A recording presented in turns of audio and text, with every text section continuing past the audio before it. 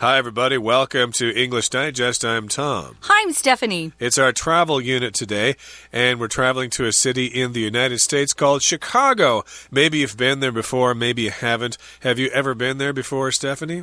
No, I've only flown through. You know, sometimes your plane will stop there and you'll transfer to a new plane or maybe even a new airline. Chicago's a big hub, which is what the airlines call it, for planes to come in and then take off for smaller cities. I haven't done the sightseeing thing, though, so I've never really been to Chicago. That flying through doesn't really count. Indeed. So when you change planes at Chicago O'Hare, that doesn't really count as being in Chicago. But the last time I was there was a couple of years ago, changing planes. But the last time I actually set foot on the streets of Chicago was way back in the 80s. And I don't really want to talk about that because that reminds me how many years have passed since I've been to the Windy City. But that's where we're going today. So let's begin our lesson today by talking about a wonderful day in the Windy City. Let's read the entire contents of our lesson right now. Chicago, Illinois is undoubtedly one of the most exciting cities in the U.S. Nicknamed the Windy City, it has a rich history, great entertainment, and fantastic food offerings. In fact, in 2018, Time Out magazine ranked it as the top city to live in worldwide. One of the first things visitors notice about Chicago is its breathtaking skyline. What you may not know, though, is that many of these grand buildings were born out of tragedy. In 1871, a small fire on the city's west side grew into an enormous blaze that became the Great Chicago Fire. It spread throughout the city, burning for 2 days until it was extinguished by rainfall. About 17,000 buildings were destroyed by the fire, and more than 100,000 people became homeless. The people of Chicago set out to rebuild their city better than it had been before. This project attracted several architects, some of whom established the Chicago School of Architecture. Together, these talented people developed the world's first skyscraper and other innovative building designs. By the start of the 1900s, they had helped transform Chicago into one of the most state-of-the-art cities on Earth. Today, Chicago is even statelier than before. It's home to 4 of the 10 tallest buildings in the U.S., including Willis Tower and the Aon Center. The Magnificent Mile, Chicago's premier shopping district, hosts many high-end stores and is in walking distance of several 5-star hotels. In Millennium Park stands the city's most famous public artwork, called Cloud Gate. It's a giant stainless steel sculpture that reflects Chicago's skyline like a funhouse mirror and has been nicknamed the Bean due to its curved shape.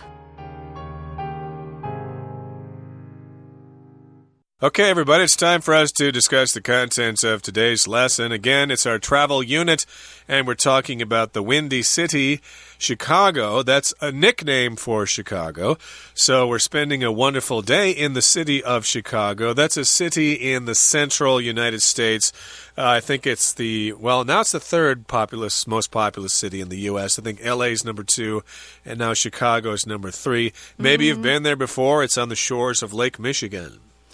I haven't. I know you live a little bit closer to that city than I do because you grew up in Iowa. Yep. But I'm in Arizona, or I was, so it's quite a long trip. And I have to be honest, I was never a big fan of Chicago because the winters look really cold and the summer is so hot, kind of like Taiwan, humid and hot. But if you like good food, especially, they have great restaurants. They're really known for that. They certainly are. We'll get to the food later on as our lesson continues. So let's talk about having a wonderful day in the Windy City of Chicago. Cool. So here, Chicago, Illinois is undoubtedly one of the most exciting cities in the U.S. So that's the state where it is, Illinois. The S is not pronounced there because it's a French word. Of course, that used to be part of France there in that part of the United States. So a number of places in that part of the country have French spellings. Illinois here, Chicago, Illinois, in the U.S. Undoubtedly, you could also say, without a doubt, there is no doubt, it certainly is a very exciting city. It's nicknamed the Windy City. A lot of big cities are pretty famous and people come up with different nicknames for them, like New York City is the Big Apple, which no one really knows why it's called that, or Paris is the City of Lights. So Chicago is the Windy City because, of course, it's very windy there. If you look at pictures of people walking around, you'll see that the wind's blowing kind of hard. I think it also has something to do with the skyscrapers. If any of you have been around 101, Taipei 101, you know that the wind is much stronger in that area. It's because of that really tall skyscraper. So a nickname is something people call you. It's not your real name. I had a cousin who was pretty funny. She named me Steph Fanny Annie Bucklebum. That was my nickname growing up. I bet, Tom, you had one too, right? Yeah, when I worked at the mailroom, my nickname was Spider. But please also remember that the word here is being used as a verb. It is nicknamed the Windy City. And you could also say its nickname is the Windy City. Although I think I remember reading somewhere that Chicago is indeed windy, but there are other cities that have stronger winds. You'd have to do some research on that. That was many years ago when I read that article. But still, it is very windy there. And it has a rich history, great entertainment, and fantastic food offerings. Ooh, lots to choose from if you like history or you like great entertainment. They have a basketball team, a football team, 2 baseball teams. They've got a lot of sports there for sure. They also, because of their size, when a play or a musical starts touring, they almost always go to Chicago as one of the first places they visit. And as I said before, they're really known, especially right now, for their great restaurants. So in fact, it says in 2018, Time Out magazine ranked it as the top city to live in worldwide. It beat Tokyo, it beat Taipei, it beat Beijing, it beat a lot of cities. Time Out magazine, if you haven't seen it before, is a magazine that just talks about entertainment. So you see movies in there, shows, and it focuses on the place where it's published. So there's a Time Out New York, there's a Time Out Chicago, there's even a Time Out Phoenix where I grew up, and you can see what there is to do, especially on the weekend when people have some free time. They also talk about restaurants in there and do lots of different reviews, so it's kind of a fun magazine. So you can see why it was ranked as a top city, because it has lots of history, museums, great entertainment, terrific buildings to go see, and restaurants. That's kind of surprising. I would figure it would be quite far down the list because of its high murder rate or high crime rate, but some other magazines will probably rank, say, cities in Canada. You just don't want to go to the right or the wrong neighborhood. True, but I guess in terms of entertainment and food and stuff like that, it's difficult to top that place. Now, moving on to the next paragraph here, it says, one of the first things visitors notice about Chicago is its breathtaking skyline. The skyline, of course, refers to the appearance of a city and all its buildings together. Now, Taipei has a nice skyline, but it's kind of separate, you know. Some of the tall buildings are in the west part of the city, some are in the east part of the city. But if you talk about, say, the New York skyline, it's very unique, it's very characteristic, and Chicago has a pretty wonderful skyline as well. An arrangement of tall buildings in a central place. Right, and usually you're getting pictures of the skyline at sunset or after dark when the lights are on. Of course, when 9/11 happened to New York City, its skyline changed drastically because we no longer had the Twin Towers, which New York, of course, was famous for. Chicago has a lot of skyscrapers as well. It says here what you may not know, though, is its breathtaking skyline actually grew out of some tragedy. If you study history of the United States, you know that Chicago had a huge fire at one point. It happened in 1871. They did have fire engines back then, but they were wagons driven by horses. It was very hard to put out fires before, modern cities were being built. not everything, but a lot of the buildings were made out of wood, brick. So things went up very quickly. So it was a small fire that started on the west side of the city and then grew into an enormous blaze that became what is referred to nowadays as the Great Chicago Fire. It's very sad. A lot of people died, and a lot of people were left without a home. A lot of people were homeless. Enormous here is one of our vocab words. It just means really large in size. Could be large in quantity, or just how extensive something is. So this was an enormous blaze. It covered a lot of property, a lot of area, so we use enormous that way. A blaze is when you talk about a fire, or maybe you're starting a campfire and you have a nice blaze going. That's the orange and red flames that are shooting up that you can see. That's the blaze. They'll often use this word in newspapers or on TV. When they're reporting the news, they'll talk about there was a four-alarm fire, a four-alarm blaze. It was a huge fire. This one was really big and devastated the city. Yep, indeed. Earlier in the sentence, of course, we used the word fire, so we don't want to repeat the word, so we use the next best thing, blaze. This enormous, this huge, this gigantic blaze, and it later became known as the Great Chicago Fire, which is kind of interesting because I understand from my family history, I think one of my ancestors actually immigrated to Chicago after the fire because there were jobs being offered for people to rebuild the city, and then they later moved out to Iowa and set up a farm and stuff like that. And that brings us to the midway point in today's lesson, so right now we're going to take a break and listen to our Chinese teacher. Hi everyone, my name is Jenny. 今天我们要看的是第3单元。好，我们今天的节目内容呢，要谈旅游。其实旅游有很多地方可以去，今天要介绍给大家的是 Chicago。Chicago 它这个城市有一个别名，它叫做 Windy City。Windy City 就是风城。好，我们来看这个句子，他提到 nicknamed the Windy City， 这个 nicknamed 当然这是一个过去分词，那从过去分词做开头就知道这是一个分词片语咯。好，分词片语里面省略掉的主词，也就是后面的 it， 但这个 at 指的当然就是 Chicago。提到 Chicago， 它有这样的绰号，它被称呼为，被昵称为，所以我们知道分词构句如果用到被动语态的话，只要保留这个 PP， 也就是过去分词就可以了。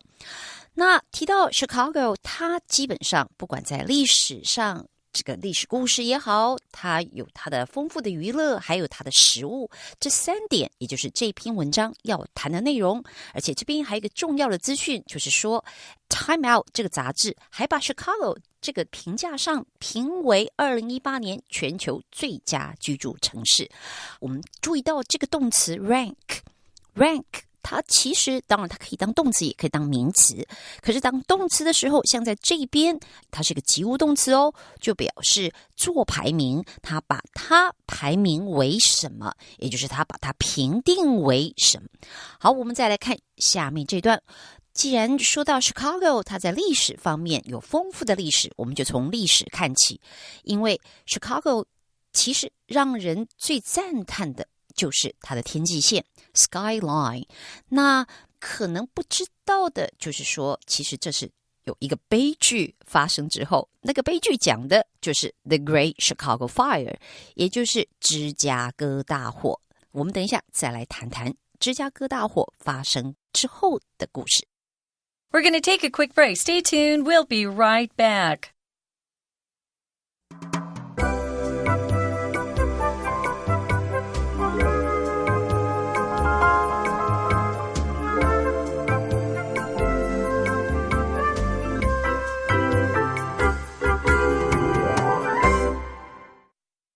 Okay, we shall now continue with our lesson. Where we left off, we're talking a little bit about the history of Chicago, and we're also talking about how Chicago got its breathtaking skyline.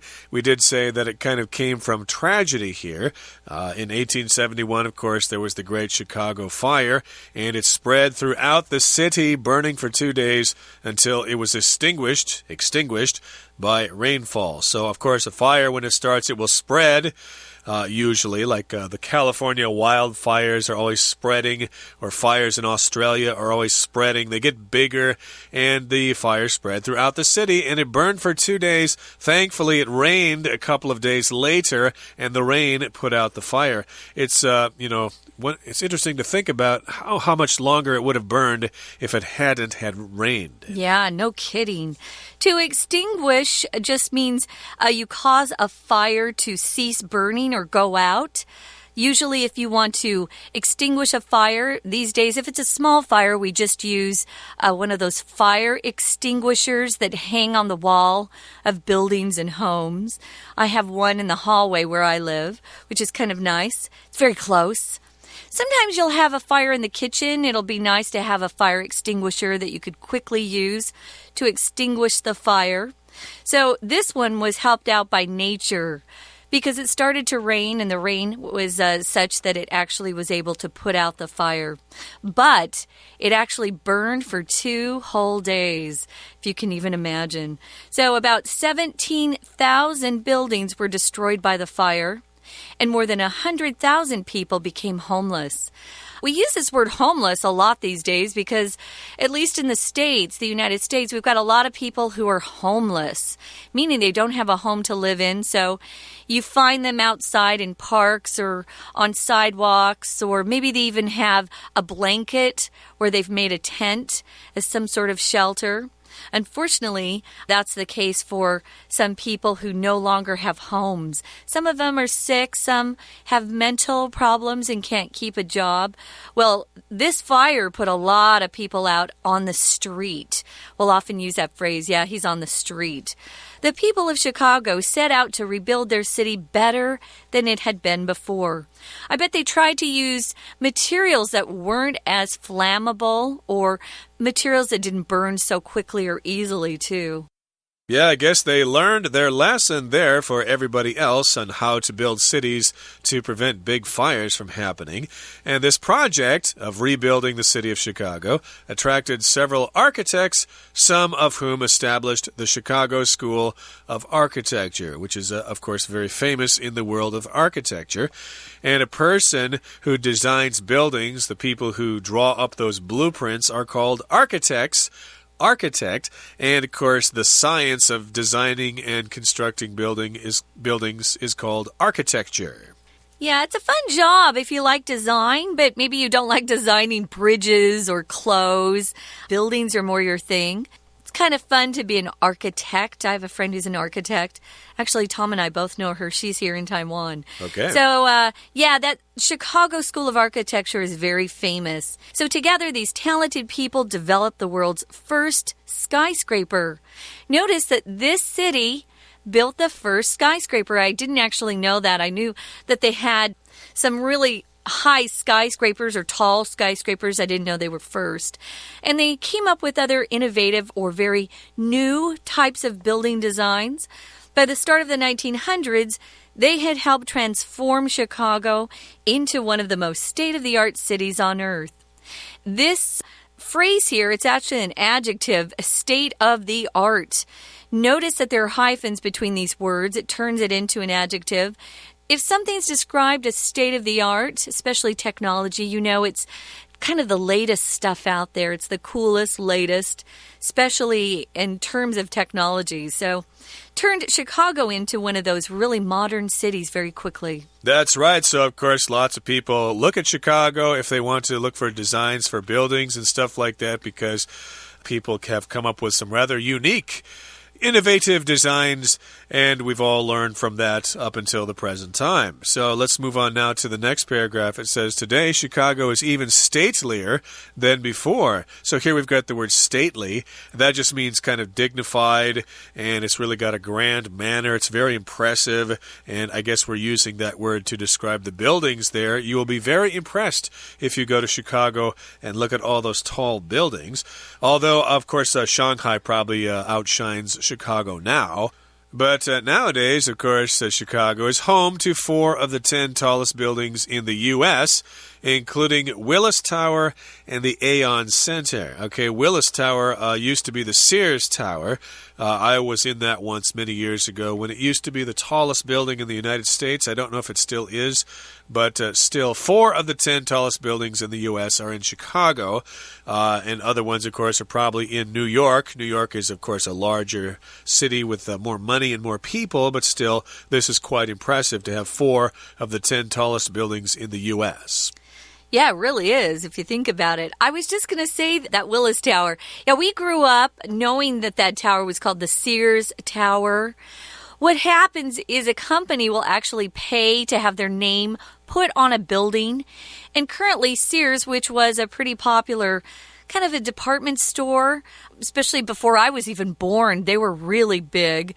There was always the Sears catalog. They had a lot of money, but lately they've really not done very well. So they probably couldn't afford to pay for their name on the tower. Now it's Willis Tower. You'll see that we do that in the States on baseball stadiums or basketball arenas. It'll have the name of a company. That company is actually paying the team a lot of money to advertise their name on that building. There's also the Aon Center, which I've never heard of. You might want to get online and see what that looks like. There's also a place for shoppers. If you love to go shopping, it's kind of like Fifth Avenue, but it sounds like it's a little longer, a bigger area. It's called the Magnificent Mile. And they've got the really expensive stores and brands along this area. I probably couldn't afford to buy anything along the street, but it's fun to go and window shop. We're calling it a premier shopping district. Premier here just means really wonderful. First, number 1, you could say in some sort of ranking, maybe the best shopping area in the United States, perhaps, or at least in Chicago. And we also are using this word district. Now, most of our listeners are aware of district because we use district here to translate the 区, So I live in Da'an-区, that's my area. So district could be an area of land in either the country or the city.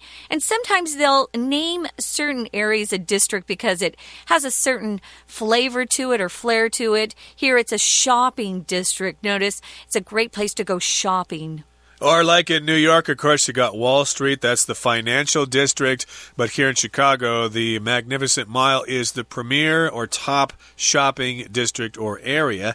And it hosts many high-end stores. It has them there and is in walking distance of several 5-star hotels. So if you got the money to stay in a 5-star hotel, do it. And then you can take a walk to one of those high-end, high-street stores, those really fancy stores where you can buy some pretty impressive things like some designer bags or something, some jewelry, who knows. And in Millennium Park stands the city's most famous public artwork called Cloud Gate. Interesting, Cloud Gate. We've got the Cloud Gate Dance Theater here in Taiwan. It's a giant stainless steel sculpture that reflects Chicago's skyline like a funhouse mirror and has been nicknamed the Bean due to its curved shape. So it's a sculpture. A sculpture, of course, is a 3-dimensional work of art. It's made out of something called stainless steel, which a lot of things are made out of, especially things that are in the kitchen. I think of stainless steel. It looks like steel, and it's hard to put fingerprints on it. It works really well in the kitchen if you have a stainless steel washing machine or a stainless steel dishwasher, things like that.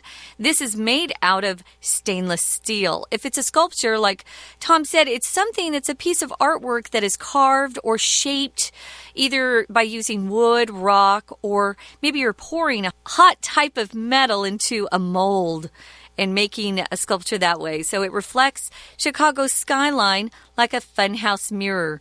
Funhouse mirrors are those crazy mirrors that you stand in front of and it changes your shape. You can either look really fat or skinny or your body curves. It's fun. And they've actually nicknamed this sculpture the bean because of its curved shape. Beans are often curved, like kidney beans, for example. Indeed. So, of course, there are lots of things to see and do in Chicago, and we'll continue talking about Chicago in our next program. But right now, we're going to listen to our Chinese teacher. 好，那我们谈到 Chicago Fire 这个事情，当然就表示整个城市整个被摧毁，被大火摧毁，而且呢17000座建筑物，超过10万个人无家可归，所以你只好重建。这边有一个片语就是 set out， 我们知道 set out 它的解释也就是表示你开始做什么事，着手做什么事。这一边的人因为房子被烧毁了，就要着手重建这个城市，当然就要盖得比以前更好。那这整个这个重新盖 Chicago 这个城市的这个工程呢，当然非常的浩大，而且呢，他这边就提到有好几位建筑师 architects， 而且其中有几位他们就创建了一个所谓的 Chicago School of Architecture， 这个就讲的是芝加哥建筑学派。谈到这里要先看看文法，说到他们有好几位建筑师，然后其中有几位，这个其中有几位在逗点后面有一个 some of whom。 我们知道在英文里面我们尤其谈文法总会特别强调这些特别的结构，其中有一个谈到所谓的关系代名词。关系代名词如果前面你用到了像 some 像 several 像 all这些字，然后加一个 of， some of whom some of which， 这种的关代的用法我们会放在非限定用法里，也就是逗点后隔开。那当然这个 which 也好 whom 也好，它连接了前面的主要句，那它取代的也就是像在这句话里面指的就是前面的 architects。 这当中有一些人如何，那顺便要提的就是因为句构上很复杂，所以有时候我们会特别提到这样子的结构，如果你用 and 去改写那是可以的哦。像这里你写逗点，然后 and some of them， 那你就会有了连接词 and， 后面呢就不需要一个关代了，因为你有了 and， 你可以直接用代名词 them。 好，继续我们往下看，这个所谓芝加哥建筑学派，当然这是一群非常有才华的人，那他们呢就帮芝加哥让它成为世界上最先进的城市之一。注意到 state of the art 指的就是最先进的。下一段呢就谈到了，当然今天的 Chicago 看起来非常不一样， even statelier than before。 看到我们有个形容词叫 stately 意思就是很宏伟的，很尊贵的，非凡的。那这个地方它是比较级，而且比较级前面还加一个 even 做加强语气用，所以可以说更加的气宇非凡了。好，所以大家去看一看就知道，这里很多高档的商店用到了 high-end 这个复合形容词 high-end stores， 而且呢，在这些高档商店旁边可能走个几步就有很多5星级饭店，甚至于这里最有名的一个雕塑作品叫做 Cloud Gate， 大家一定会想到这不是云门吗？的确它的名字就叫云门，只是当地人他们有一个昵称说它是 The Bean 豆荚。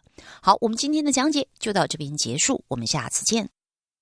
Okay, that brings us to the end of our program. Thank you so much for joining us, and make sure you join us again next time when we continue to talk about Chicago. From all of us here at English Digest, I'm Tom. I'm Stephanie. Goodbye. Bye.